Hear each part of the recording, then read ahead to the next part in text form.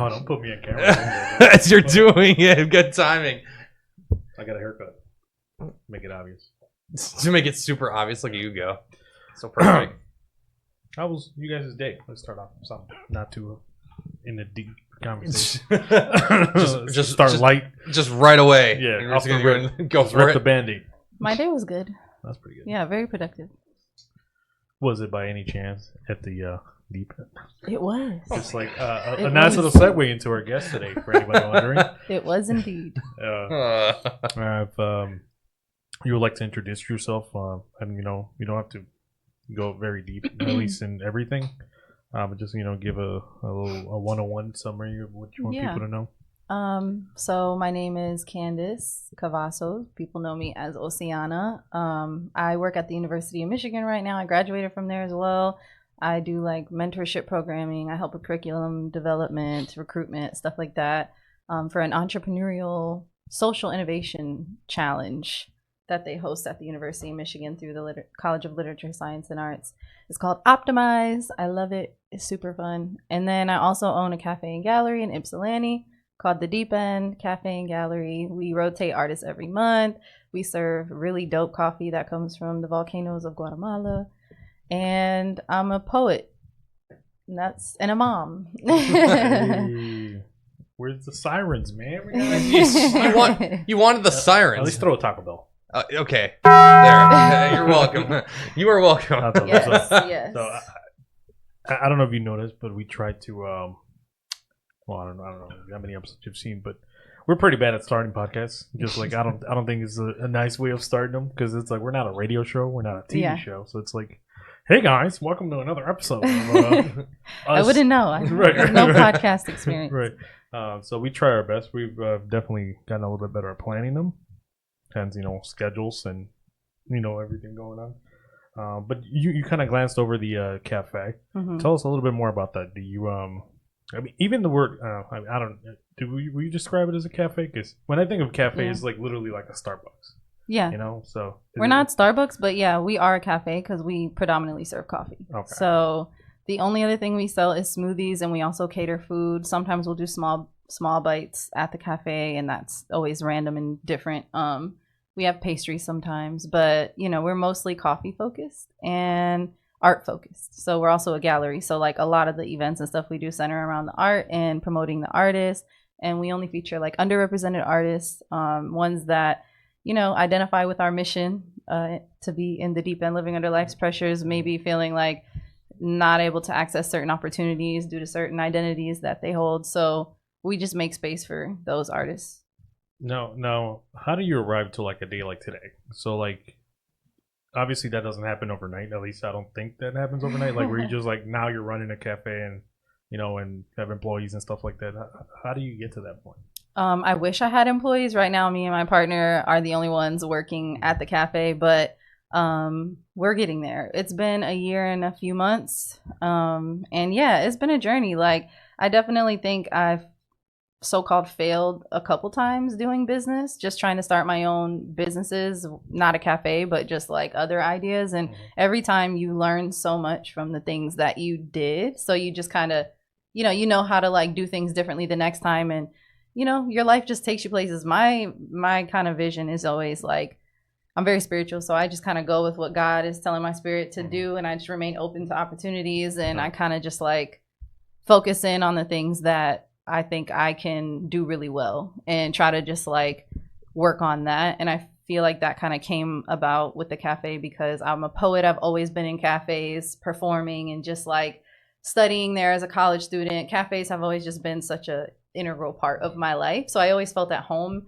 in them, but I never felt like there was a cafe that was from my upbringing, like something that felt like familiar to me. Like I would make it my home just because of the coffee and the way that people gather there. I always appreciate, but like, I think like the cafe that we created came from like many years of me being an artist and a poet, in and out of cafes, in and out of performance venues, just getting with people and doing art and just being able to see all of the amazing visual artists that are in our neighborhoods that like never really I don't ever see them in galleries, and stuff like that. So I think it just is like a culmination of life, you know, like Right. living can lead to, and just trying business will just, you know, teach you things along the way as you so-called fail, which I feel like Right. are always learning moments, you know, and you just do an improvement process like that. And over time, you kind of start to cultivate something. You don't see it always at first until it's like a snowball, you know, and then Right. eventually it's like, boom, I have a cafe. Like, but it did come from like years of work, but you don't always realize that that's what it's going to end up being, Oh, yeah. Right. you know? Well, it's because everybody's very close to like see like the end product. Like, you know, they walk in through the door, let's say, and they're like, oh, you know, they have, oh, you know, that reminds me of this or this reminds me of that, but they don't see all those years of like, you know, the failures, the restarting, the failing again, and all the like the sweat, tears, and like probably stressful days of like, damn, like, no, today was rough. I'm personally, you know, I've had a couple business endeavors that I've had that failed. This almost failed like a year and a half ago. Like we're 70 episodes in, and we're like, damn, like this is really costing us money. Like, Dang. like it's We're like, cut should back a we little, quite fucking a wrap bit. it up, or like should we do, you know, keep going? But that's what, you know, I think differentiates people with successes. You know, you even when people around you tell you, hey, you probably shouldn't do that. Mm-hmm. It's like, no, how about I do what I want? Yeah, I got a lot of people that told me I shouldn't do it. Lots of people said, why would you open a cafe? That's dumb. Right. You know, it's going to fail so fast. It's going to And be that's a the bad energy I choice. hate. It's Yeah, it's like, why didn't you tell me like it's because they I'm here to think they support you. can't do it, Right. and they project their fears onto you. Oh, yeah. You know, that's really what it is. Because it would be things like, oh, like, but how are you gonna like, you know, host enough events, and how are you gonna like get anybody to know Right. about it? Like, I know that I can do that. Right. If you can't do that, that's on you. Don't Right. project that shit over here. I'm trying to, you know. Yeah, no, that's one thing I hate of people that like start anything. It's like, oh, because I couldn't do it, you know, that means you're gonna fail, and like they're giving you like a blueprint of failure. I'm like, no, that's not what I want to follow. Like, thanks for, you know, sharing your experiences of like maybe not what to do. That shouldn't deter anybody from doing anything, because at the end of the day, you know, people do succeed. So it's like, Yeah. why not just actually try? Mm-hmm. And you mentioned Ypsilanti. I'm not very familiar. Last time I was in Ypsilanti, I think I was banned from the place of. Oh gosh. Shout out to Victorino. He knows what I'm talking about. Yeah, so it was a little too much to drink, but that's before you get to Ann Arbor, right? That's east of Ann Arbor, if I'm not mistaken. Mm-hmm. And was that?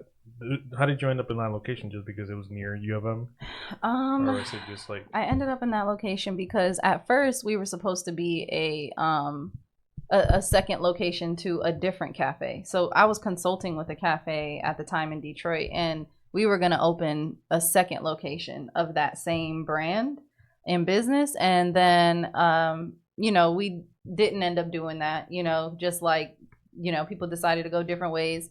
And I just had to, you know, create my own brand and move forward like that. And I got access to that space in Ipsy because the people I was working with before, they found the space and they were like, hey, like there's this space available. He's moving out of it. Like it would be a dope spot. It's a great location right on EMU's campus.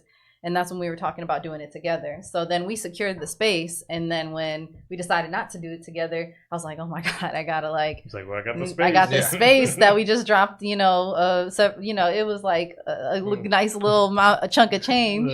So I'm like, okay, I have to figure out something. And really it came naturally though, because it was really, I think, meant to be, you know, like I feel like it was a great opportunity for me to extend the brand that I already had as a poet and just take it like a step further. Well, that's pretty cool. Wow. How did you visualize your, I guess, cafe? Because you're saying you're taking like bits and pieces of your life and kind of like combining everything. Like visually, what did you aspire to have? Were you taking inspirations from other cafes, or sort of like your life too? Yeah, definitely, all of that. I take a lot of inspiration from a lot of cafes. I'm a cafe connoisseur. I love going to cafes. I appreciate cafes. I don't ever feel like in competition with cafes. I more so feel like, you know, every cafe is very unique and has its own vibe, its own mission, you know, its own social impact initiatives. Hopefully not all cafes do. That's why you need to know your cafes. But, you know, our cafe, like, definitely came from lots of inspirations. And then also just definitely my own life. I think just like the theme of the deep end, which I was already carrying that brand as a poet for a little while. Like you see my Instagram name is I'm the Deep End. And like, it was always just kind of, my next book was going to be called I'm the Deep End. I'm working on it right now, but it's just like a theme that I've always kind of adopted as a poet onto my work and just onto my sort of philosophy, because I feel like, you know, I've lived under a lot of pressures in life where it can feel like you're drowning, you know, you're just like having to survive, you know. And I think like I wanted to take that narrative and turn it into a positive, you know, like make it where it's a community and like we all can say that we're in the deep end together and we're going to become diamonds under that pressure, you know. And so like that's kind of where my inspiration was, which is why on the ceiling there's like ocean animals and you know, like the walls are all black and it really kind of feels like you are in the deep end. So it's kind of cool. I like it. Yeah, that explains the definition of. I'm like, because I always had a little curiosity. I'm like, why is it the deep end, bro? Like, well, you know, from the outside looking in, it's like. Have you ever heard that saying? Like when people I've, say like I've heard of the deep end, but, yeah, like but I was like, in what sense? You know what I mean? Like in the sense of life's like pressures. because I'm like, you know? is it just because the first thing I thought of like the pool? I'm like, why would she have that? It's like her name, like just like a deep pool, like because that's the only concept I really. Yeah, you know? I mean, yeah, like you can't, you know, if you play in deep waters, it gets really tough. It gets like a lot of pressure, and some people are just born in the deep end, you know. And I feel like I was, and it's like the sense of just like having to always be swimming to stay afloat, which is working. Like you have to really do a lot of work to stay afloat when you're in that situations where you can feel like you're in the deep end. But you know, I also think it's like a place of like when people say, you know, don't push me, like, you know, don't push me into the deep end, you know, like where like I'm almost losing, well, I'm gonna lose it, you know, where I'm gonna crash out. And it's kind of like that too, like don't crash out, like there's life in the deep end, like we're here where you can come here and we get you, like you can you don't crash out, just come kick it, chat, be your authentic self. We're not judging you. We've had all types of people come through like the cafe and had people walk in and say like, oh my god, I've never been to a cafe that plays Erykah Badu or like soul, you know, just like soul music, soul child, like just people coming in and just being, because when you mostly go to cafes you really experience a more, you know, it's catered to more so like I would say affluent white communities, or like they're mostly like owned and operated by white people, so it's rare to go into a cafe and like actually feel like what you've heard growing up in the culture you like is actually being like represented in a way. And you feel like, oh okay, maybe this is actually for me. Is this, and then I'm talking, you know, in the future, because stuff, you know, doesn't happen overnight. Do you want to expand once, you know, you kind of settle a little bit more in? Yeah, I think that's the plan, is like wanting to franchise. I would like to scale this up into like a social club. We have this concept of like the Deep End Fine Arts Network, where it becomes sort of like a social club, hospitality, thinking like hotel, performance venue, you know what I mean, like restaurant, cafe, of course, and really just scale up in that way and create this network of people where you can get quality and elite sort of experiences around fine arts, but you can afford it, and it's for people that feel and come from, like, feel maybe marginalized by certain identities or come from backgrounds where they don't have access to these types of things, access to fine arts in their home, like, you know, because that's a real problem. Like, we can look at Detroit Institute of Arts. I love them. I feel like they make a lot of efforts to engage in the community, and I take notes from that too, even just about my own gallery. But like, they constantly address the problem of like people in Detroit not even having access to fine arts, which, how you gonna have a whole museum in a city and not have, one of the you know best what I'm in the saying? country, Like, exactly. So that's why they give free access to Detroit residents. So like, in that same vein, we're trying to like make the fine arts a more normalized thing for people who come from like low income areas, basically. You know, one of the things you touched on earlier, that has actually been a pretty constant theme in previous episodes up to today, is the local artists, or, you know, whether that's, you know, musicians, you know, people that create stuff with their hands, like, you know, jewelry and stuff like that, or paint. I know a couple of people that, you know, have actual art. They tend to not find a place where they are representative and welcome, especially musicians. I've been hearing a lot lately of like, they're almost like, instead of helping each other, they're like almost in a cutthroat competition, at least from what I hear in Detroit and other local artists, where like it's hard to find actual circles where people support each other. And then that sounds like a pretty good thing that, I'm glad we're highlighting today. Yeah. Because it's like one of the things we want to do in this podcast is connect with people so they can connect with other people and see that, hey, they're not alone. There's people that do want to help you. Definitely. Like for example, our podcast might not get Joe Rogan numbers, but if it gets 10, 20 people that are like looking for, a place like your place, or even coming on here and, Definitely. and feel welcome, and they, and that, have their work valued. And there are some dope spaces in Detroit that are super amazing and welcoming like that, like Mondays open mics, which happen like once a month on a Monday, and you can follow them. It's Mondays with a Z open mic, and like that's the only women, like I'm pretty sure the only woman hosted open mic by K-Bay, and it's super supportive community there, like very, very intentional about like just supporting other artists, sharing knowledge, networking and stuff like that. And there's some other dope spots in the city too. So if anybody needs to know where to go in Detroit as an artist to get like more support and have a more like supportive community, I got you. Just DM me. At the cafe, do you have any musical performances? Yeah, we've had like a lot of artists come through. We've had Selena Cyree. We've had, oh my gosh, we've had so many people, because we've had whole R&B showcases that Queen Mache hosted, which so many artists came through for that, like incredible talent, just so many. Like I don't even want to do a disservice by trying to start naming them, because people will be like, you forgot about me. You left me out of the list. Because there's so many dope people that have come through. But yeah, we've been blessed. We've had some really dope artists. We've had even Sheepy's art featured in our gallery when we first opened. We had Dylan, he featured as well. We've had some really just dope, just across the board, we've been blessed. We've had a lot of really amazing people come through.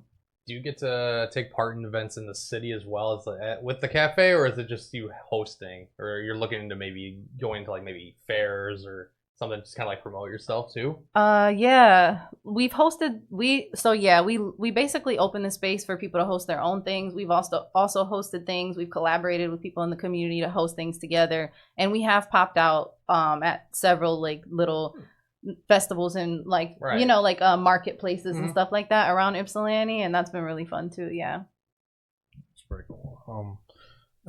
What's to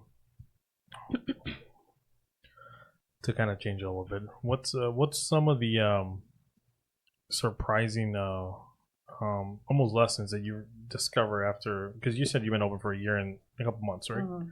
What's something that at this point you've noticed or you've learned that you definitely did not know when you first opened that first day?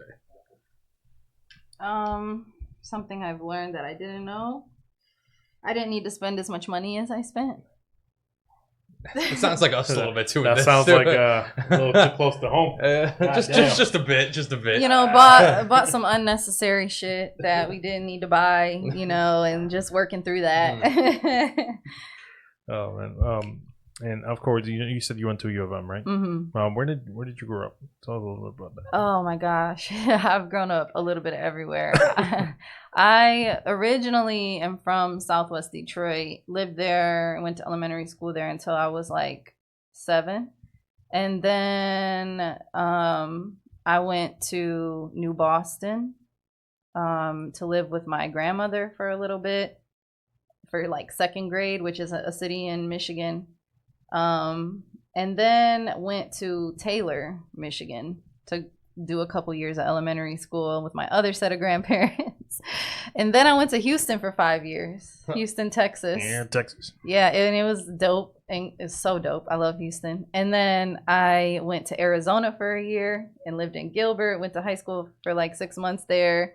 Came back to Michigan, went to Taylor again for like a hot second in high school. But I was living in Southwest Detroit.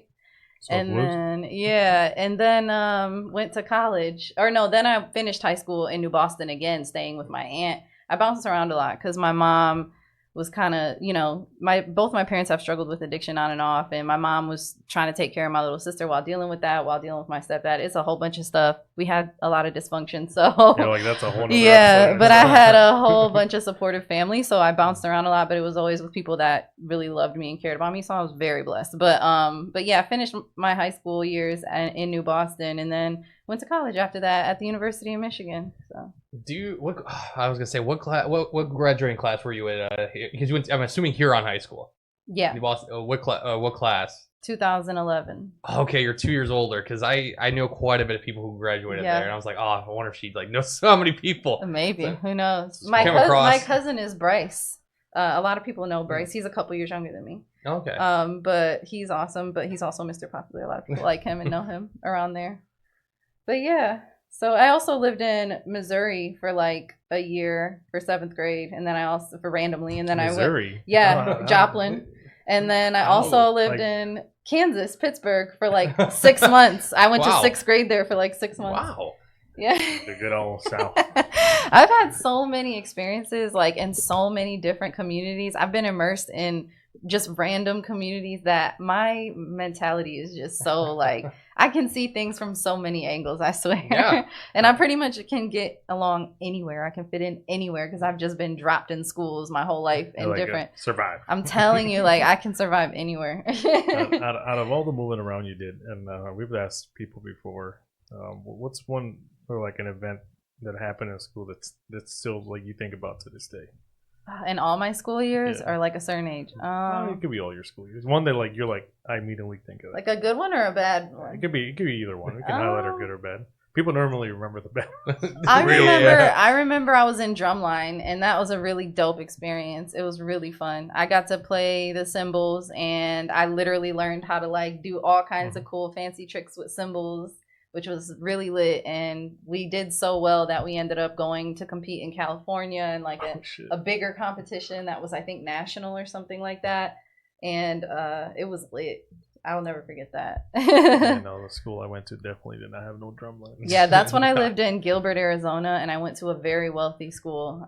It was a huge culture shock.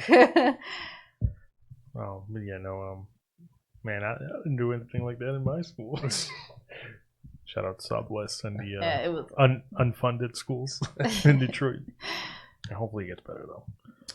Seems like It's getting better. Yeah, It is. Yeah, It's the more teachers, expensive the to live there teachers now. are working really hard. Like, shout out to the teachers and the social workers that are in Southwest Detroit because they are working their asses off. They are really good people. I know who a lot of them are, and they're good people Yeah, for sure. There's a couple of teachers from high school that I probably would be a lot worse of a person myself if I didn't actually like took their advice and actually listened carefully what they said. Because most of them are there not for a paycheck. Like if you're a good teacher, like a good teacher, you can go anywhere.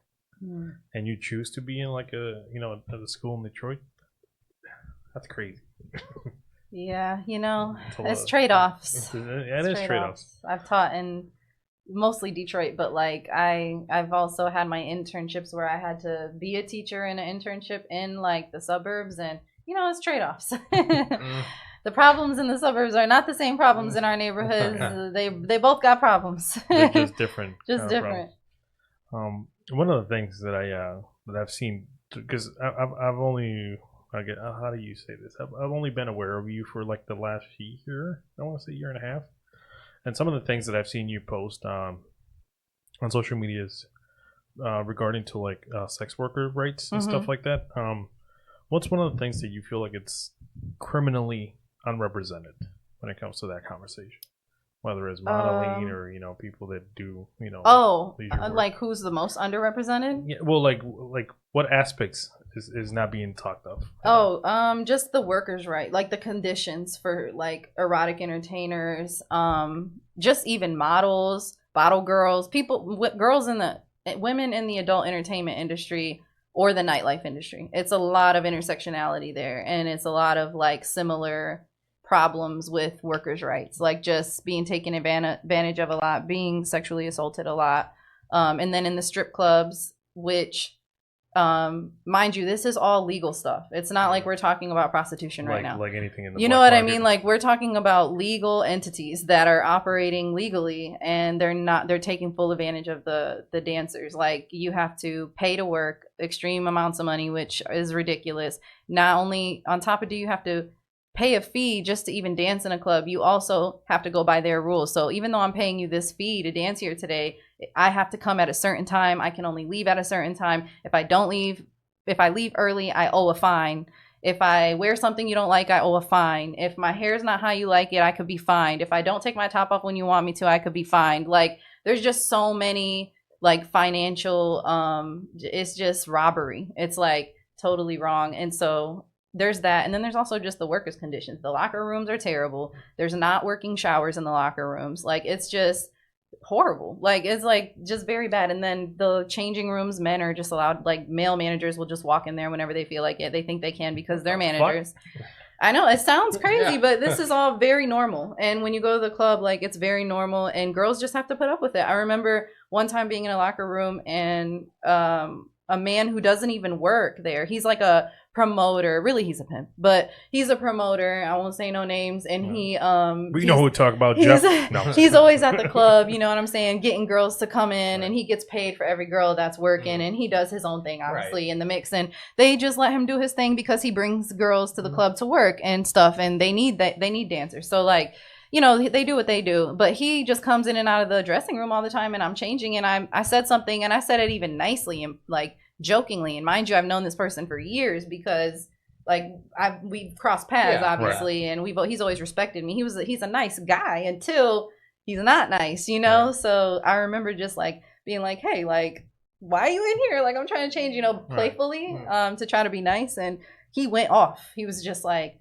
I'm just cussing me out. I'm working. What the fuck you think I'm doing back here? Like, just going, like, talking to me like a pimp. You know what I'm saying? Like, and you fucking, like, and you're it's on just retainer, crazy. And then I got obviously nervous because this is a dude who's way bigger than me. I'm literally naked. You know what I'm saying? Like, it's just like, but nobody cares. No one's gonna do anything about it. If you like even try to, you know, cause a scene about something or complain about something, they'll just fire you. They'll just say you're not allowed to dance here anymore. You know, it's that simple for them. So they feel like, oh, I can just get another girl to come in here. Yeah. You know, so it's just a lot of like disrespect, a lot of degradation, and just flat out robbery, taking advantage of women, exploiting them. Even if you don't make any money, they'll still keep your tip out. You know, usually, like, they still want you to pay that fee regardless if you make money or not. But then on top of that, they're not doing enough work to promote, to bring customers in. They expect us to promote and bring clientele in, and they want you to do double the work. They'll be mad at us. To be here. Exactly. Thank you. You already said it. The fuck.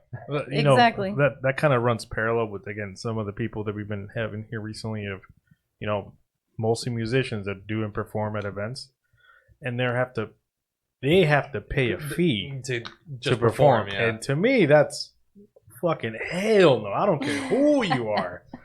If I'm performing a service, whether I bring my mom or like 100 people, like, I'll maybe do it for free.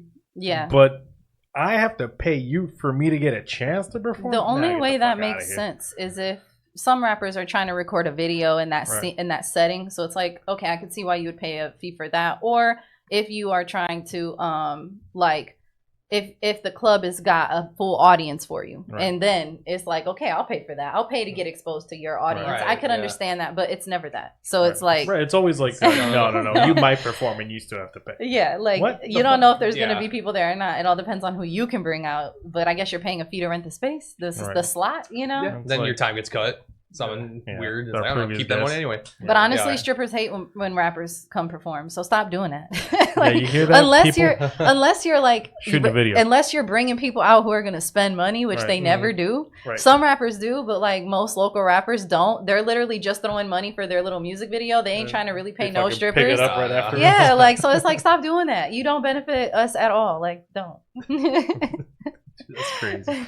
You know, me and my lovely lady, we've had discussions, you know, about various topics, but one of the things we always like to, like, kind of like, it gives us almost like a sense of like, man, that's so fucking ironic, is when people, or like let's say people in power, talk down to like certain industries, and then like a month or two later they're like, oh, he had like fucking hookers on retainer and like he fucking was cheating on his wife. And it's like, dude, what are you doing? You're over here suppressing other people's rights and talking about like, that's not godlike. But like, they're also like part of the industry per se, like not just like adult entertainment. I guess you can put it under umbrella, right? Yeah. Because like, you're saying people getting criminalized for engaging in adult entertainment. Yeah, like, and it's like, dude, like, why is there such a fucking stigma? And I get it, you know. I hate that. And I get it, you know.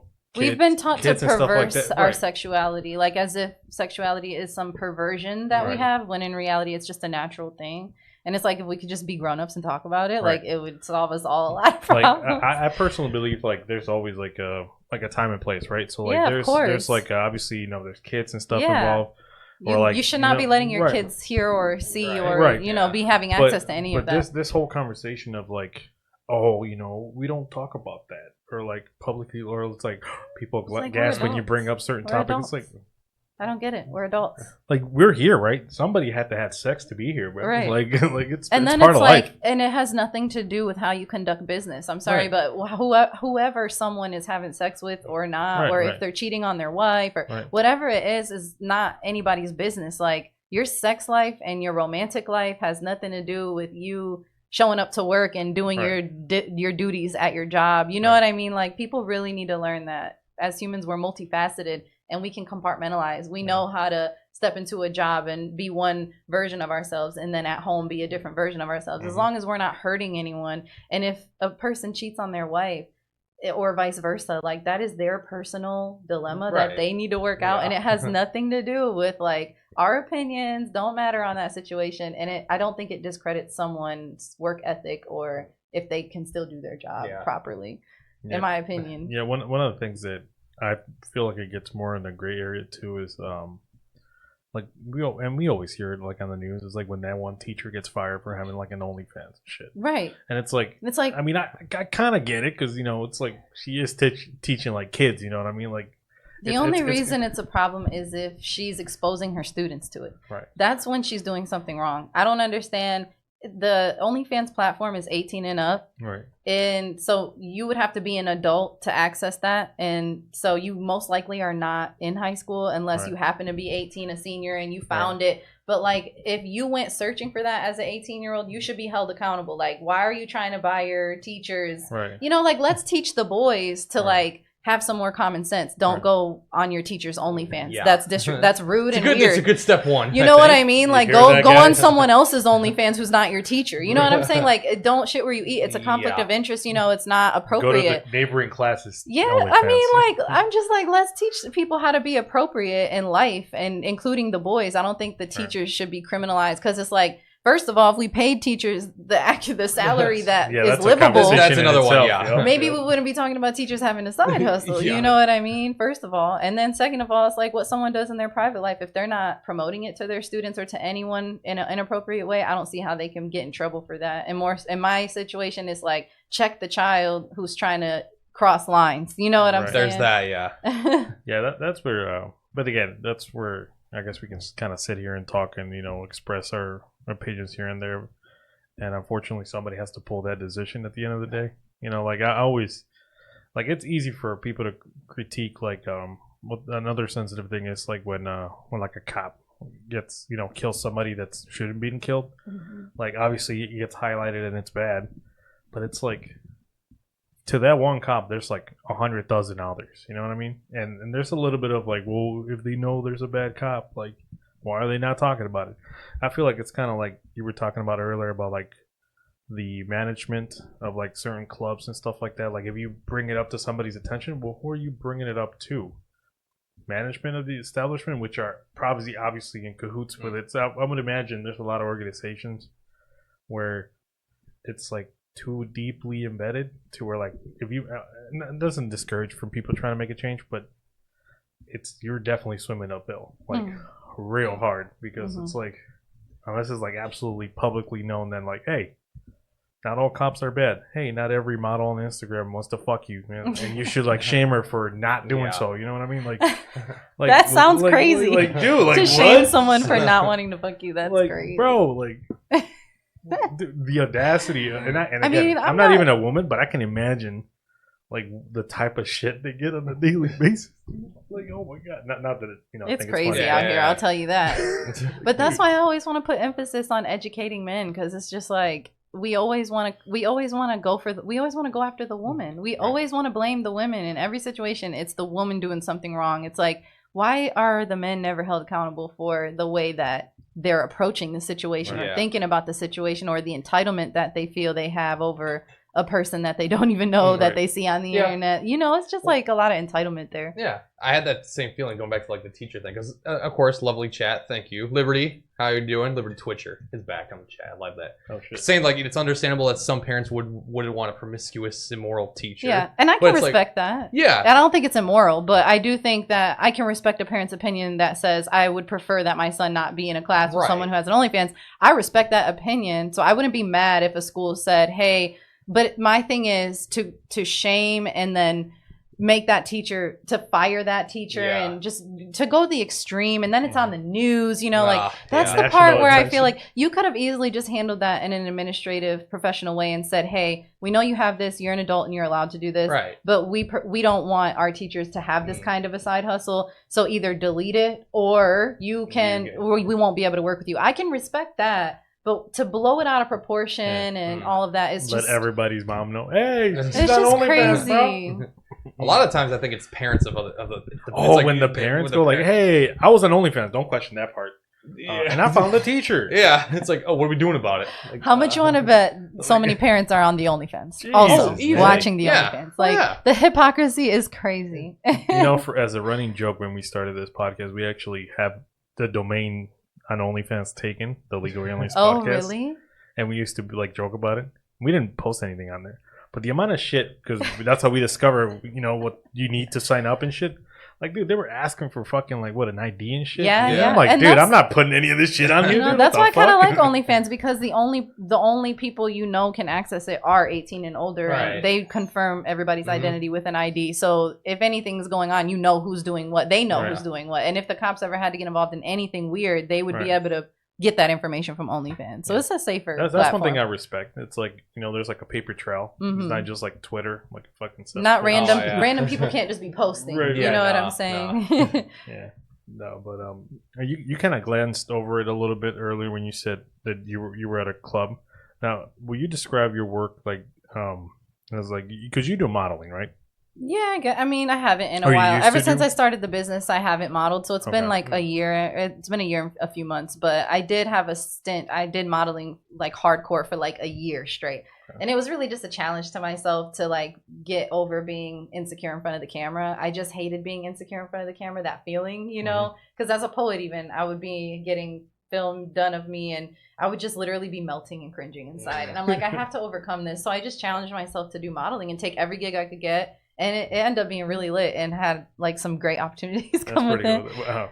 A nice segue too. A little birdie told me you were in Vogue Italia. Yeah, thanks to Yeah, Nomadic that- Madam. Shout out to Nomadic Madam. Yeah. Yeah, she invited me to do a shoot with her. Well, yeah, it was lit. Like she asked me to do a pool shoot with her, and I was so grateful that she asked me to do that. She's an incredible photographer, and she submitted, and like they picked her photo, and it was like online. so in dope. Oh, Vogue that was so Italia. sweet. I want to congratulate you. Oh, on that. yeah. That's a Thank hell of an you. accomplishment. It was cool. Another person I want to highlight too. I think Natalie. I don't know if you know who that is. She does art. Natalie Rivera. yeah. Yeah, she just featured in our gallery.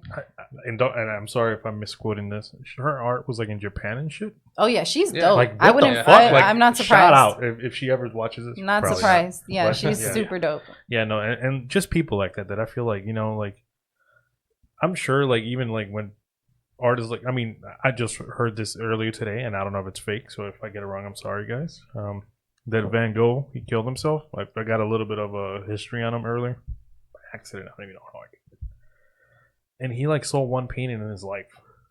But like now Yeah. it's the a most lot of valued the art. artists, Right, yeah. a I'm lot like, of what the the artists fuck? from Like, that what? time, a lot of the artists from that time experienced that Right. life as artists. Yeah, That's crazy. Like how do we know why do we value shit after the fact? You know what I mean? It's like I think it also had a lot to do with just they didn't have any.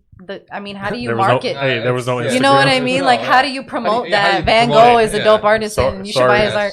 Sorry, Van Gogh, you should have had an OnlyFans, bro. I'm That's how you sell I your guess.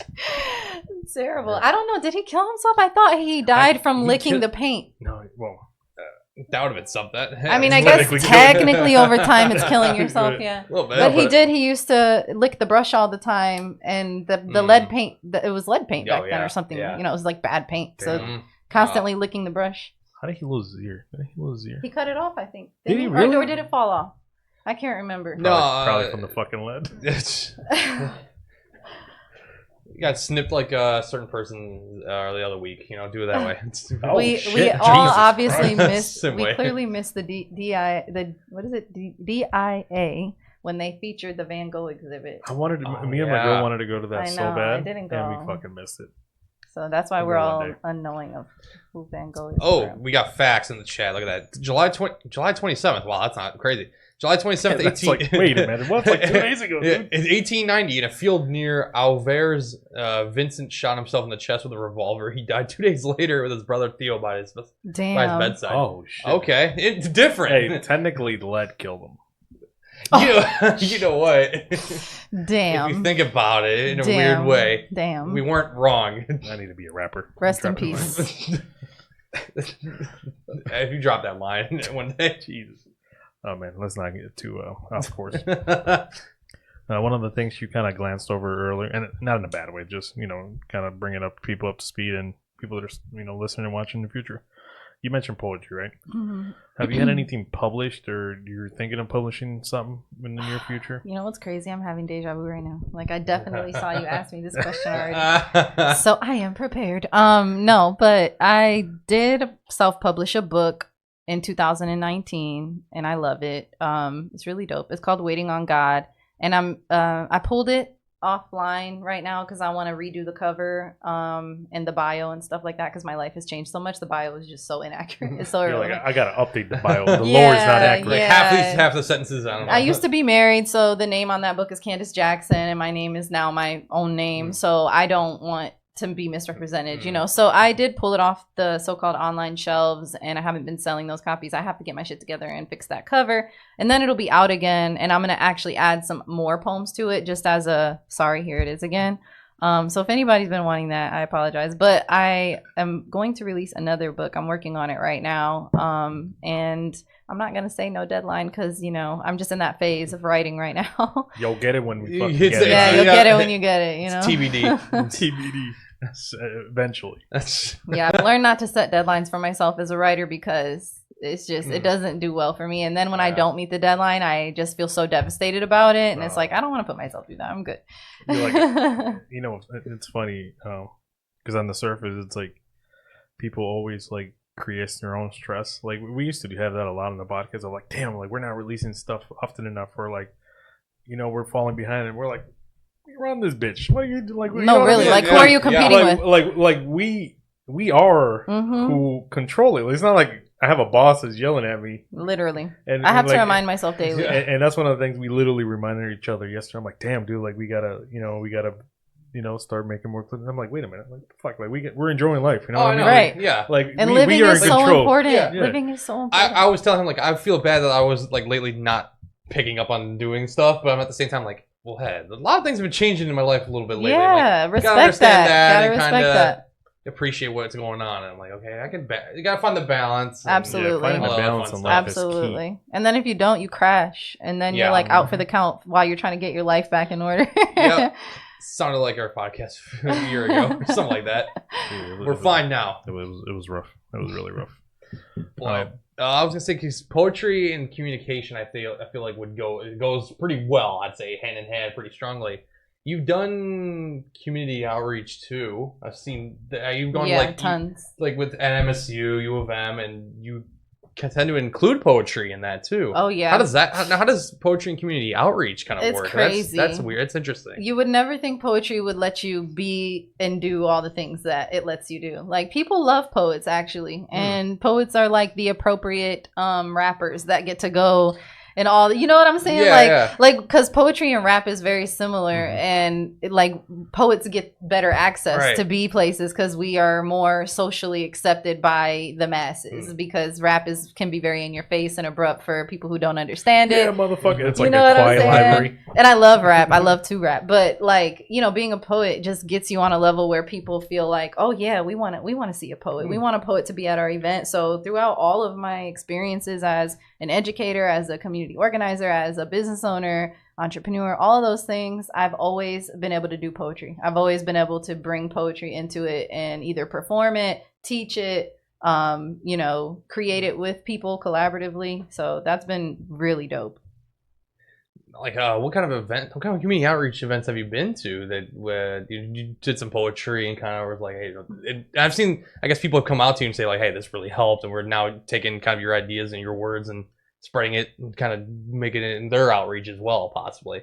As far as like people, yes, I've had poems like in curriculum at different colleges. So like I've had poetry in curriculum at U of M, at Wayne State, where they use my poetry in a couple courses, which has been really cool, really dope. But yeah, like I get paid to just perform a lot, like at different events and stuff like that. And I've been a part of a lot of dope events. I've curated a lot of my own community engagement events when I was really in my activist mode, which I'm always an activist. I just, you adapt your activism differently, no matter, wherever you go. But I used to really be in the field with it, like just out here in the park teaching poetry and shit. Yeah, she was up there on top of cop cars. Yeah, I used to be a part of the Rise Up. No, legit was on top of a car one time. But yeah, so I've protested. I've done a lot of things. But yeah, poetry has always been involved. I've always been asked to write poems, say poems, and I'm very grateful for that every single time. Like anytime someone says, Candace, we need you to get up here and do poetry about this problem or about this thing, I feel like very blessed that someone would want me to be the spokesperson or the wordsmith for that experience.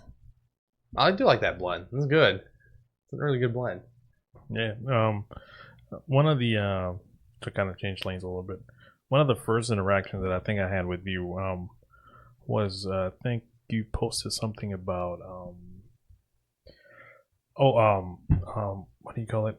Stereotyping / kind of prejudice from like minority, specifically like Hispanic and Latino, towards other people, and how like sometimes I don't realize that they can be really racist. Yeah. and we literally talked about this 2 days ago or 3 days ago with the previous guest of like, the older I get, the more I realize how a lot of people, at least in the Latino and Mexican community, they're really racist. Like people think of racism and they're like, oh, the whites. But no.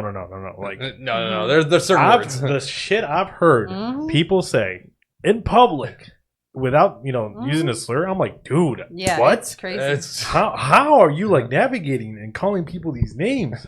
Like it's a reason for that too. I mean, we can look back in history and see why that is, because as Mexicans, we weren't given a box. It was like you either check white or you check black. It wasn't like there was a Mexican box. Right. So it's like a lot of Mexicans were allowed to identify as white because of their skin being paler, stuff like that. And a lot of Mexicans were lynched, you know what I mean? Because they were brown as fuck. So like we forget that this has been a fear tactic as well to like produce racism within our own communities, because out of survival, a lot of Mexicans clinging to white privilege if they can, a lot of people, anyone who could, there's so much history around people of color trying to identify as white to just survive, so if they were white passing.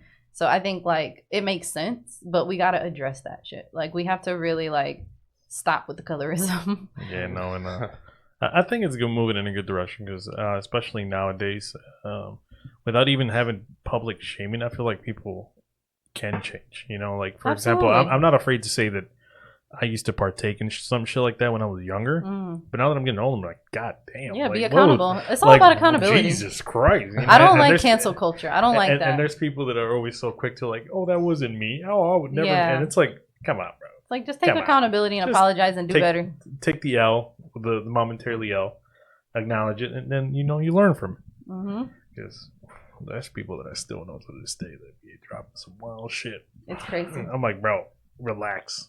We're in Walmart. like please, please don't say that too loud.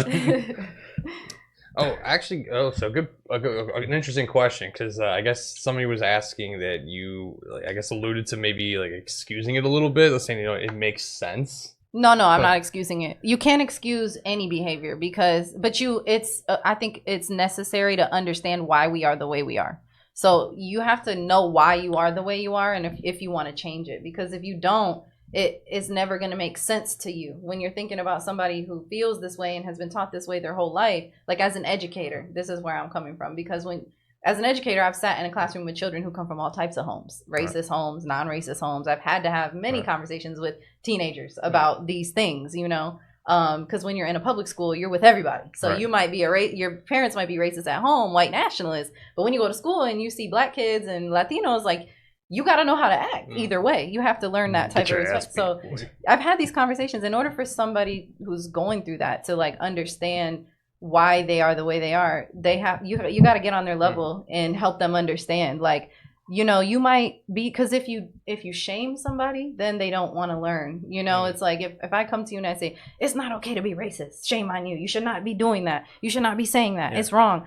Like, all I'm feeling is shamed, and I don't know how to deal with that. You have to give people the tools and say, like, hey, you might be this way because of what you were taught and because of our history. Like, let's go start there and then say, this is how we need to do better, and this is why it's important to do better, because this is how it's going to make a better community, a better society, and a better you, a better version of you, you know? So, like, I feel like that's just part of the process.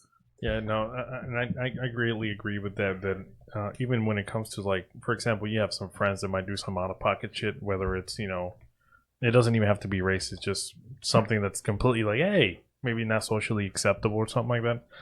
It's like, you don't just shame and, you know, try to, like, beat, like, the bad behavior out of somebody. It doesn't work. Yeah, you're only going to make them angry. Alienate that, or, like, they're going to always associate that interaction with negativity. And it's like, we have to be more understandable. Like, what are we doing? It's hard to do that when you're the one who's hurt. You know what I mean? That's why it's important for other Mexicans and white people to do the work. Like, black people should not have to be out here trying to do the work of educating racist people why they shouldn't be racist. Like, it's our responsibility to turn to our own communities and say, like, yo, you know, we love you, but, like, you got to stop doing this shit because you're hurting people. You know, like, it's not cool. Yeah, well, because then a follow up. It's something Liberty was saying. I lived in Mexico and seen races firsthand. It had nothing to do with, I guess, quote unquote, whites. What do you mean whites? I mean, it's like it had nothing to do with whites causing, you know, the racism. Oh yeah, no, of course not. I'm talking about history in America, first of all, because I'm not speaking on Mexico. So I don't know what goes on in Mexico. Let me be very clear. Really when I say Mexicans, I bet you know, Brian. When I say Mexicans, I'm talking about Chicanos. I'm talking about Mexican Americans, people that live in the United States and have been here, or, you know, otherwise, like, in the United States, the what do you call it? Racism in the United States is not like any other place. So, like, when we talk about racism in the United States and we talk about the history that caused a lot of the racism we see today, like, it's a whole different context than when you're talking about Mexico or like any other. Yeah, I mean, that also goes to the point. It's like, just because you're white, that doesn't mean, like, only white people can be racist. Like, everybody can be racist. I don't know if everybody can be racist. Yeah, no, I think so. I think everybody can be prejudiced, but in order for you to be, in order for you to be racist, you have to have power. You have to have control over resources. Like, because racism involves limiting someone else.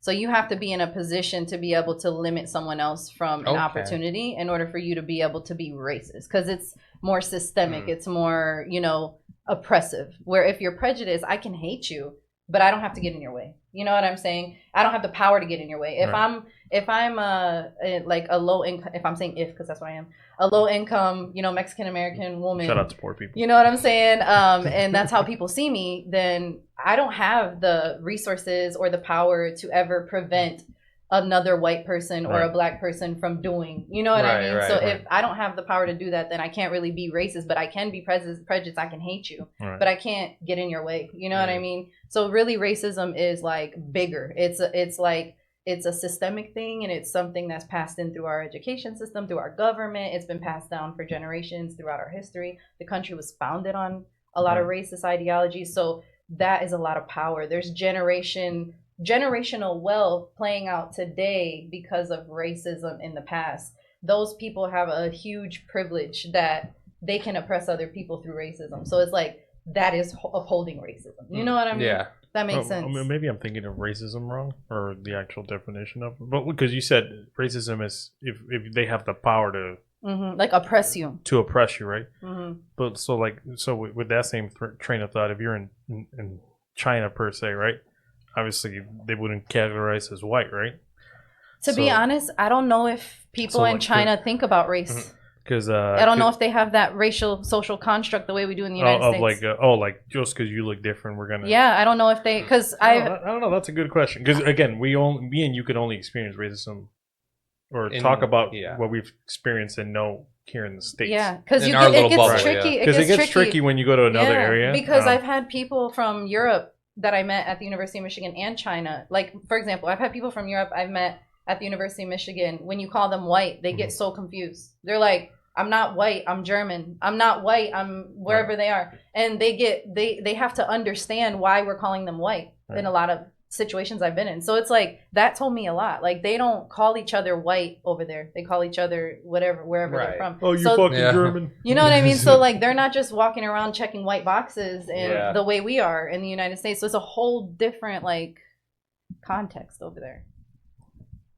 I'm gonna leave it at that. I was like, it's interesting because again, one of the things I don't like to talk about is like stuff I don't know enough of. Again, I could only speak for the stuff I've experienced.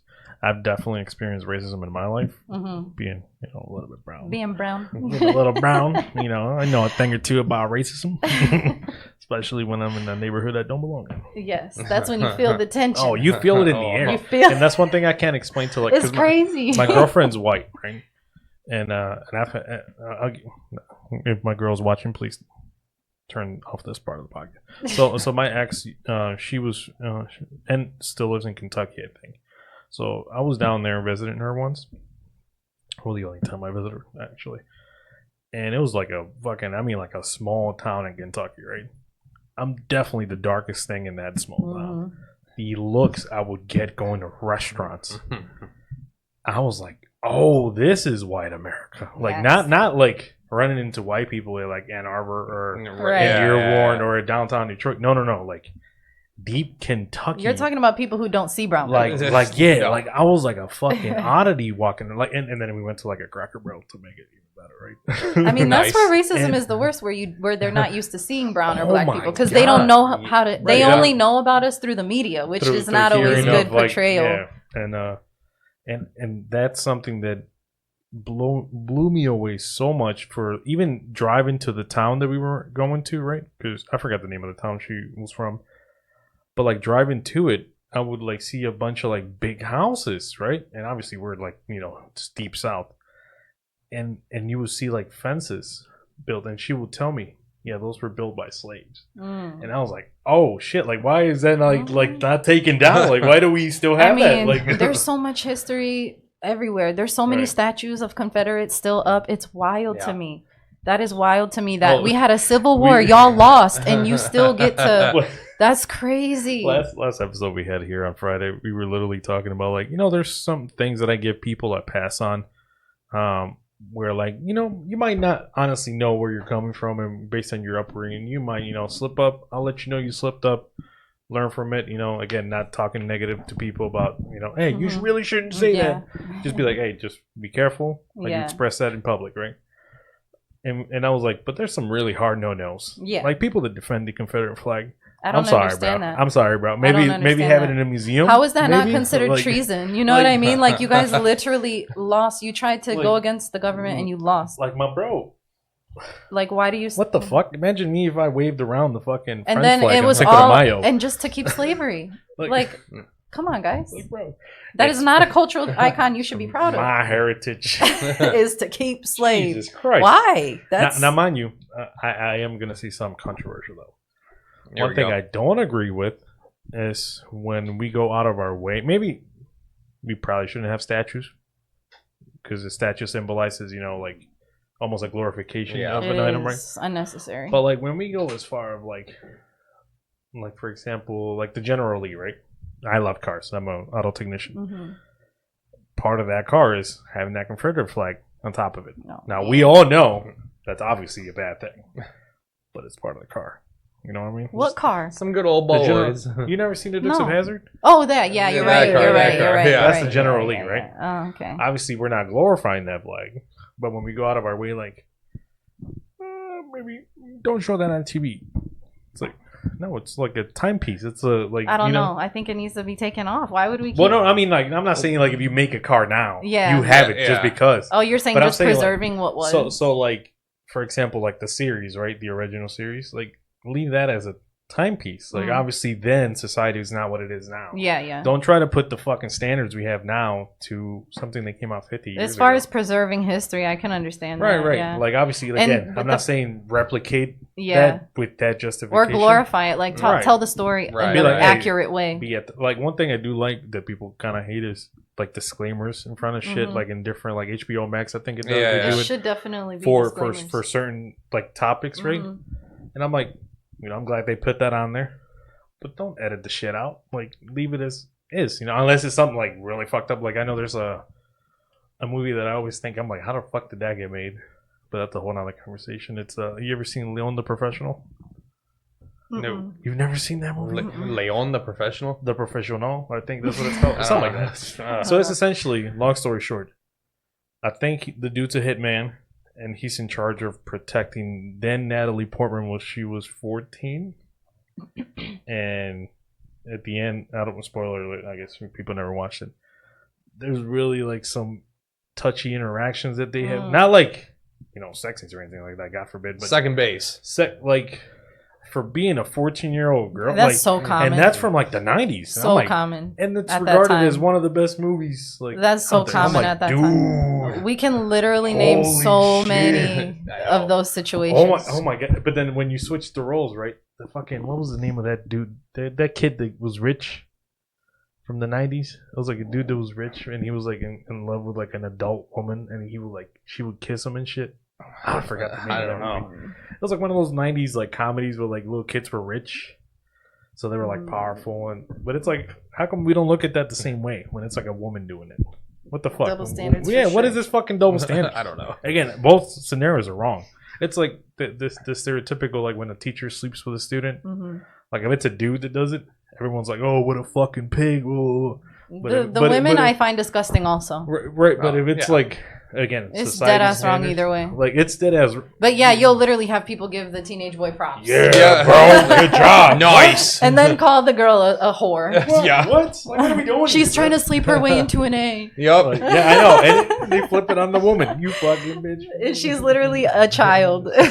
Like sad. Also, why are we letting kids borrow $100,000 in student debt, bro? No, that's another topic. That's a whole other conversation. How do you think I don't know. That's not. Yeah. But I mean, again, I don't know how you guys feel talking about gender roles and stuff like that. I personally believe, and we were kind of glancing over it. We were watching the Olympics, right? What are your thoughts of like including women in sports? What do you mean including women in sports? And then even women, using the term women. So like we were watching the Olympics, right? And we were watching, what was basketball? Basketball, it was like 3 versus 3 in women's, right? Now the Olympics have been going on for I don't know, 1900s. No, it's 1896. Yeah, is the first one, I think. So I'm sure it varies from state to state or whatever they have, but to me, again, if you guys want to steer away from it, it's okay. But when you have certain things like let's say strength based games, I don't want to say do you think it's fair because I don't want to put you in a box or anything like that or feel like I'm attacking you or anything. I personally don't think we should be mixing like the sports, like men and women. Yeah, like in the Olympics. Like in I competition. didn't know that was happening. So like for example, high school. I know it's more prevalent in high school. To where but I don't know if that's just more. I think if I feel like if it's a no contact sport, I don't see why not. Because it's like, why not? If you want to, I don't think it should be forced. But like if a woman wants to compete with men and men are fine with competing with women, why not let them compete? Why not let them compete in no contact sports? It's not like they're gonna ram each other. It's not football. You know what I'm saying? But also, I also know that there's women playing in football leagues well, they have their own football league now too. Well, it's becoming more a thing now. Like you see in high school, girls are playing football for their school. Not just, I know like in the beginning they always just do the kicking or the punting because it's a lot less of a chance of you getting tackled or something. But now that you're seeing more like, hey, I'm gonna be out there, I'm coming after the quarterback. Like I'm gonna go. I personally feel like it's like situational. I mean, it I could don't. be, yeah. I don't like that people are acting like all women are shaped the same, Right. or like all Right, men yeah. are shaped Yeah, the same. yeah, That Do is you true. know how many tiny men there are? Yeah. Where I'm bigger than a lot of men. I've met Yeah. many men that I'm bigger than and stronger than. So it's like I don't like the conversation being based around like women are all this one thing and men are Right. all this one thing. It's like, no, there are matchups that work. There Yeah. are women out Yeah. here that are ready to actually take on, Right. you know, and it actually, so I feel like it's just like in boxing or UFC, you're not gonna compete with someone who doesn't match Mhm. your, you know, weight and strength Yeah, level. That is true. So it's like, why can't we just look at it like, does this woman and this man match each other's abilities, Right. like on record? And if so, Yeah. let them, you know what I'm saying? Let them compete. hey, let the action speak for You know what I'm themselves. saying? pretty much. Now, if you know, if either side gets obliterated, that's, I mean, Why are that we would- trying to right. define what they should be allowed to do as grown adults? Yeah. And if they want to opt into that and sign that them waivers and say, yeah, I Yeah. want to do this, why should we be the ones to be like, no? You know what I mean? Yeah, That's no. how I feel. No, I feel that. Let people live, man. It's I pretty don't- fair. Let some of the girls roast some of these dudes. Just stop Hey, being scared. Stop being scared. I lived it firsthand. It's fine. I played with, like, had teammates that were girls and played against, and sometimes they're like one of the only But ones in, like, the, in and the I- league. and I went harder when it was with. No, and I would still treat them like any other opponent. Like if it was one girl on the other team against all guys, I'm still gonna treat her the same way. Don't get me wrong. It's Yeah. like playing soccer, I'll still do it. But there's times where I'm like, hey, she's better than most of us. Like you better, like she can kick our ass. Yeah, And you know what? you- I I've applaud seen it. I was fine. hey, all it's gonna do is make men want to get on their toes. Like, Yeah. you know, like get it together. No more chilling. Like, you know. no, we're chilling. Yeah, because I don't know. Again, it might be just that particular sport that we were watching. I was like, bro, this is now like hype. And I'm like, again, I haven't seen any half court matches, but I'm like, man, this is a little rough. It was, what the fuck was the team? It was USA and Germany. We were also arguing. You know who? What's her name? Oh, Clark. Caitlin Clark. Why was she not invited? Not invited to the Olympics. The Olympics. I don't know. But we got old ass LeBron Well- James fucking like. You mean hopping. like? I mean, who is playing in the women's Olympics basketball team? I don't So know. it's usually it's more of the experienced ladies that have been playing in like the WNBA and who have been on the Olympic team for so long. Yeah. And their squad's already stacked as is. So, I If mean, they're doing gonna- great, I Right. could get Yeah. why they're not like. I mean, why would they? If they don't need to, Right. you know, why would they? But I think from what I know, the coach and other people were saying like, hey, we're not going to bring like the rookies coming Yeah. here out of college and getting into Especially the if they league. don't need to. I could see if they were Yeah. like struggling and they needed some fresh blood to Right. come in and shake things Yeah. up. But like if they're already dominating, I don't see Yeah. why they would be No. like, let me shake it up now with a rookie. They just said like, hey, just get some experience in the league, and the next Olympics you're gonna just kill it. If I was You'll be Caitlin fine. Clark, I would prefer that. I mean, I'm not her, but like, why would you want to go straight to the Olympics? You're already just like getting hit with this whole rookie experience in Right. the Yeah. like WNBA. Like, I wouldn't want to take on all that. That's a lot. Like, Yeah. Yeah, no. One of the things we were to kind of go in a more positive direction before we get too deep. Not the deep end. Look at that. Full circle, full wrapping circle. it up. Was the we were talking about, like, for example, accomplishments that people don't give themselves enough props, and that could go on anything you do. Like we were talking about, like the bronze medals, right? Bronze, and bronze medals, silver. yeah. So obviously, not everybody can get gold. You know, unfortunately, not everybody in life can win. But I was telling them, I'm like, if I ever won a bronze medal, like in the Olympics, that bitch be in my fucking. I mean, yeah, you in should my be proud living to room. get any What medal are at the you Olympics. kidding me, dude? Yes. When I people- think whoever wins any medal at the Olympics should Yeah. be extremely proud. like the fucking first or last mentality. I fucking hate that shit, dude. No. If I'm Any 2, medal at 3, the 4, Olympics bitch, is I'm at the amazing. top. There's It's amazing. 99 people behind me. You're literally Yeah. in like the top 1% Yeah. of athletes. Yeah, like, yeah, yeah. And that's one of the things that we were kind of glancing over. I'm like, dude, like people need to give themselves more props because it's like the for pressure example, is real. like it's real. Like you running, you know, the business. It's not easy. People like man look at it on the surface like, oh, you know, she's just there. That's shit. just It's good like, marketing. Like Good right. marketing makes it look easy. Makes it look easy, right? Don't believe anything you see on Instagram, guys. Like everything is marketing unless it's in real life and you see it with your own eyes. Like even that is marketing sometimes. Like you really got to understand marketing and it's everywhere. America is marketing. Like Or one big you corporation. cannot compare yourself to anything going on out there. We're our own corporation. Hell yeah. Boom.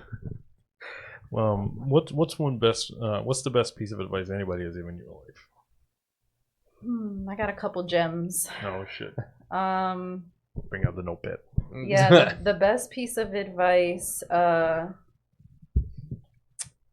would say one is that work beats talent when talent refuses to work, which is, I know, a popular quote, but someone personally told me that, and that's how I became aware of it. Shout out to Stacey Irvin. He's actually a gymnast from Michigan who I think also trained to be in the Olympics. I don't know his story, but he's freaking amazing. And he told me that, and it like stuck with me basically because I'm a lazy talented person, and like he basically said that, and it stuck with me, like, you know, because he was saying it to me to try to tell me like, don't slack, like work beats talent when talent refuses to work. So if you're not putting the work in, people are going to pass you up, you know what I mean, just based off work ethic. And that sunk with me, like, oh, I can't just be out here like letting people who suck, you know, outshine me because I'm over here being just relying on my talent. You're you know? Relaxing everybody's I'm not like, in the training room, you know, like, what? so yeah, as a poet, I've really applied that to my life a lot. Like, yeah, I need to make sure I'm still writing and practicing and saying my lines, because I can't, there are people out here who are not good writers just making it as poets, and you know, they're working way harder than me.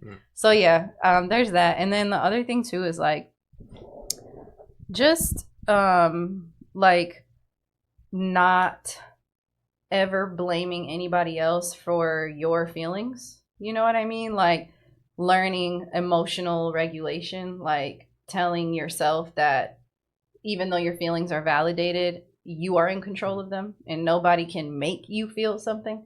So I've had to really, I'm still practicing that, you know, because when you get triggered, it's really hard to feel like I'm in control, you know, but like when your blood is like boiling, you're like, I am doing fine. You want to punch a wall and shit. But it's like I've really had to learn that in those moments, the you can grow so much. You become so powerful when you're able to, in those moments, just be like, okay, let me feel this, let me let it go, and then let me engage with other people. Don't start engaging with people while you are feeling a type of way, and then you're blaming other people, you're spewing things out, you're making things about issues that don't even make sense, or you know what I'm saying, like you're just making a mess of yourself and you're bringing other people into it. So I think when you're doing business, especially, or if you're a public brand, that's like so important for you to be able to like feel those feelings, let them out, but don't engage with nobody. Not a single soul while you are working that out. Like, just be quiet.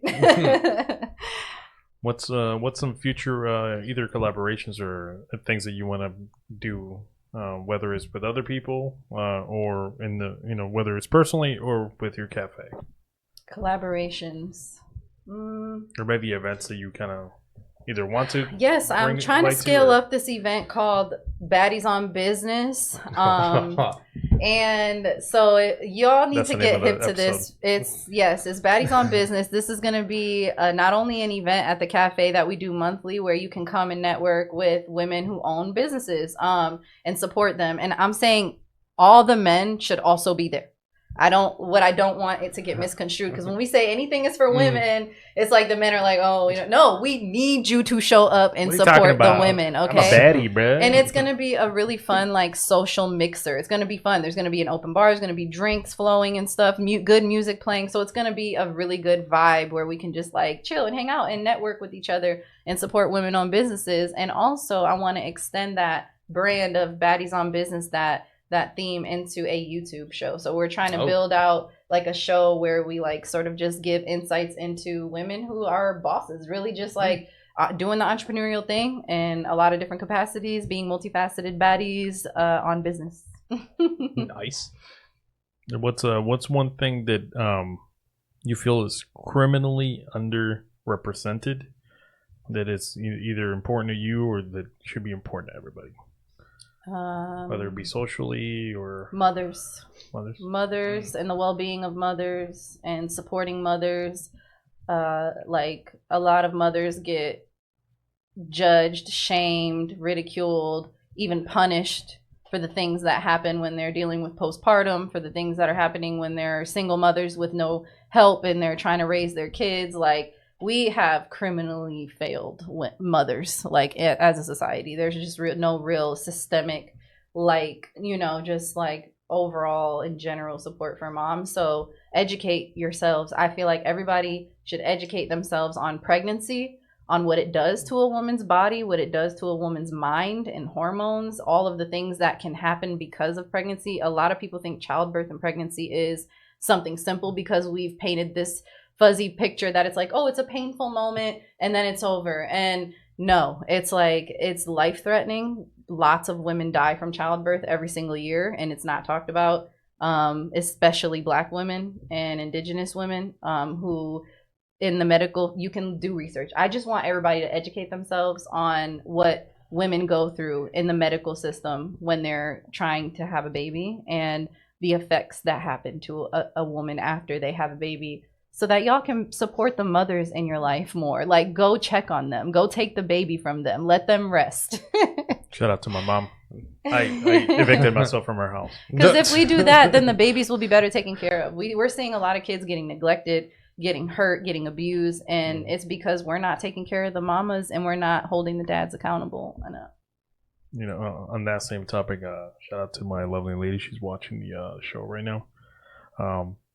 It's funny you mentioned like the underrepresentation, or at least I think that it kind of, I don't know if it's something that's been negatively been affected. The fact that now the role of a mother is not seen as a almost like a good career choice per se, if you want to say career. Like some people that I know, you can't be a mom as a career unless you have a rich husband. Right. So first of all, so one of the things that I want to put my lady is I want to take her out of work so she can have my kids, and we both agree on that, right? Mm-hmm. It's a mutual thing. It's not like I'm forcing her. Like, you're gonna have my fucking kids, and you're gonna stay fucking home. You hear me? No, like not like that. Like, that's something that I feel like should be brought more in a positive light than. And it's not fucking toxic masculinity, none of that shit. At least not to me. No, to be a it's mother like, who can have a career as a mother is a privilege. The role of being a mother, and God knows I love my mother. I still have the luck to have her, and she, treated me to her best ability. And that needs to really be highlighted, because moms don't get enough credit at all.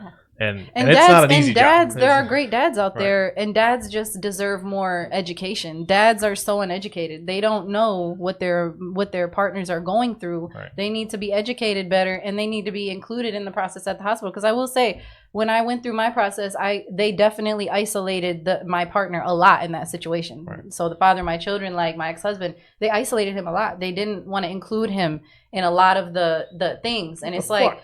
He needs to understand the men need to be more included and cared for as well, because a lot of them are confused. They don't know what the fuck's going on. They're like, what the hell? Why is she acting like this and doing this? And what is wrong with her? And they usually cause toxic arguing and stuff between couples. And it's like, really, they just need to understand what this woman is going through so they can support her and get through that phase, She's spitting out of life, bro. What do you mean? Oh, I don't know what to do. Ass bitch. Like, what do you mean? Yeah, shout out to all the mothers. Respect it. Yeah, I can salute. Same level as the troops. Nice. But yeah, no, I do appreciate you, first of all. I don't think I said that in the beginning of the episode, for coming out. Thanks for having me. It's been fun. One of the things that I absolutely cannot be more grateful is when people give me the time, and that goes for both of you. There is 2 people in the room. You may not see it, but you might not see. That's my partner Pierre. He's co-owner of the Deep End Cafe and Gallery. He does not like to be in the camera. He's a very introverted but awesome individual. He's pretty cool. He's pretty cool. Pretty cool guy. Oh yeah. But yeah, unless you want to add anything, Mario. Again, I really appreciate you swinging by. Where can people reach to you if they either want to collaborate or they want to, because you said, that you can have your art or either perform or poetry. So you can find me on Instagram at I'm the Deep End, the letter I, the letter M, the Deep End. You can find the cafe's Instagram at TDE, which stands for the Deep End. So TDE Cafe. And you can also visit our website, tdecafe.com, where you can apply to be featured in our gallery or collaborate with us in some way. So yeah, that would be lit. Please come see us. And also, because I wanted to ask, she's in a commercial Oh yeah. She got Really? She Tigers collaborated. commercial. She collaborated with the Detroit Tigers. Yes, For I've a- collaborated for a with a lot of commercial. dope people. Yeah, y'all. she did. Speaking of collaboration, I know. And shout out to the Tigers doing nothing on this trade deadline today. You guys suck. But Okay, anyway. whoa, don't come for my Tigers like that because they treated us very well. No, Oh I'm just no, playing. no, I'm talking shit. I'm talking I shit. know. No. But how did that come about? It was really cool. We got invited. Joel Fluent Green. So shout out to Joel. He's the one who put me on and brought me and Soulful onto the Tigers commercial. They reached out to him first because he also did the Lions. So yeah, that was a really dope experience. He brought me and Soulful on, and then they had us do like the whole, group home situation. We got to perform it. We got to meet the Tigers. We were like filming all day on set, and the set was so dope. So it was a really dope experience. Yeah. I don't know. I was like spotting. So I was watching the commercial, but I was like spotting. Oh, they got the players in here. They got some like old legends in there. I'm Yeah, like, it this was is really sick. cool. Really cool. And when did they release this? 'Cause I think I didn't notice shoot. it day I'm one. terrible with the dates. It was a few months ago. Okay. Had to have been. anywhere before today. Yeah, It was not that long ago. It's fairly new. So yeah, you guys can check it out on the Tigers website. Like just Google like Tigers website commercial, whatever, Detroit, and you'll see it. It's really dope. They've been playing it at the games and stuff. Oh, Nice. man, I can't remember the last time I went to a Tigers game, dude. That was probably. They're pretty I fun. was Like they probably have in so high much school. to do. Oh, yeah, it's like pretty nice. in the stadium that it's really fun. Like you can go peep the game for a second. What I do, because I'm not like a go crazy sports fan, I guess you could say, I just like have fun on the outside all the time. Yep. And then when it gets closer to like the last couple innings, then I'll go sit down and like watch the last Yeah. That's actually. I might take a note of that. Yeah, it's pretty fun. Because You I'm can. not a big sports fan myself. He's, as you can see, he's the one that really likes sports. I love the festive vibes in general. It doesn't matter what it is. Oh, if sure. It's a carnival, if it's a sports game, if it's a like a festival. I want to go. I don't want to ride the rides. I don't want to watch the game the whole time, but I want to be there. Yeah, it's kind of like my girl too. It's just like she's not the biggest, but she asks, she Yes. wants to at least learn, but at the same time, like she just want to vibe. Yeah, That's just want to how it vibe. is. And I don't mind it. I'm like, Just hey, wanna that's cool. I don't mind. Just trying to catch a vibe, you know. I don't. She's great. Shout out to all the mothers out there, Mhm. and future mothers. What were you trying to say to me? You too, Mark. Wait a minute. No, but again, I really appreciate you guys swinging by, and won't be the last, I'm sure. You know, Yeah, we anytime. don't just invite people and go like, "I go, fuck out." You know Yes. what I mean? Like, definitely not. If you guys need anything from us, except Yeah. for money for now. Not yet. I'm not there yet. Damn, because but that's you what I know- was really trying to ask. Right now. Just Oh like- man. No, so, we don't have that. We don't have that level yet. Me and Mario haven't had the. Well, I can't speak for Mario, but I haven't had the luxury to go, and I've been wanting to go because I think Ypsilanti is a cool. Yeah, city come to be see in. us. I'll I feel get like you, it gets overlooked latte because on Ann Arbor. me. Yeah. I got you. And again, I was the last time I was there, it was with Victorino. We don't know what happened. We don't want to talk about it. But yeah, and we'll see you guys down the Yeah, road. come visit us. Thank you for having me. I really Yeah. appreciate it. I enjoyed Oh, yeah. talking to you guys. It was Oh, fun. yeah. I know, and we can do this. We're like almost what hour and a I half. know. I could do Hour and this a all half. day. He knows. He Yeah, knows. hour and a I half. talk. Jesus. Yeah, no, but again, unless you want anything, Mario, don't forget to follow her on Instagram. Drink your water, everybody. Stay safe. Drink your water. Support your mothers. Yes. Go kiss your mom or your grandma, whoever raised you. Go kiss someone's mom. Somebody had to teach you to use a spoon. Very true. That is very true. I've seen people use it in a wrong way. I'm like, damn, that's. How do you? I'm just saying. How do you? I've never seen or heard anything as wild as the fuck you just said, bro.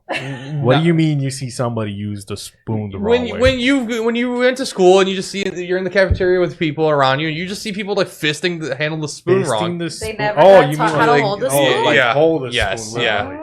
Like I was with like, the what the fist, but no, like, Are they like doing the reverse cup? Somebody I has to know, care about you I enough to teach you how to hold a spoon. I guess it didn't work out so well. I'm like, all right, that's how they're doing it. Shout out Like, to everybody's mother except for that kid's. Yeah, you confused the hell out of me. Jeez. Still to this day, I don't know how you did it, but All right. I don't know what to tell you. Thanks, friends. Oh, no problem.